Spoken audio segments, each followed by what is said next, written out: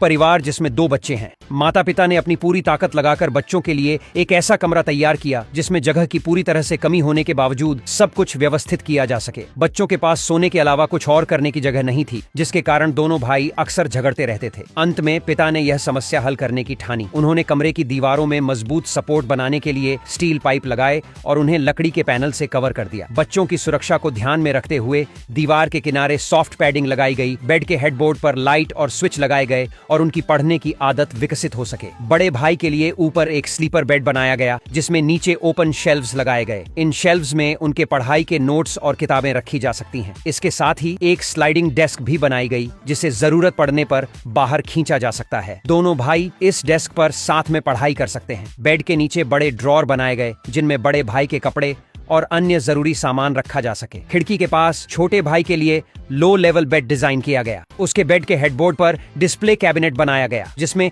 दोनों भाइयों के खिलौने और कलेक्शन रखे जा सकते हैं। कैबिनेट में ग्लास डोर लगाए गए ताकि यह देखने में स्टाइलिश लगे और खिलौने सुरक्षित रहें। बेड के नीचे एक बड़ा स्टोरेज ड्रॉर बनाया गया जिसमें उनके जरूरी सामान को आसानी से रखा जा सके। कमरे के कोने में एक बड़ा अलमारी बनाई गई जिसमें दोनों भाइयों के कपड़े और अन्य चीजें रखी जा सकती हैं। अलमारी को 2 लेवल में बांटा गया। यहाँ एक छोटा व्हाइट बोर्ड लगाया गया ताकि वे अपनी कला और पेंटिंग के लिए एक अलग जगह पा सकें। इस तरह से डिजाइन किए गए कमरे में दोनों भाइयों के पास अपनी अपनी अलग जगह है जहां वे न केवल आराम कर सकते हैं बल्कि अपनी पढ़ाई और खेल कूद का आनंद भी ले सकते हैं।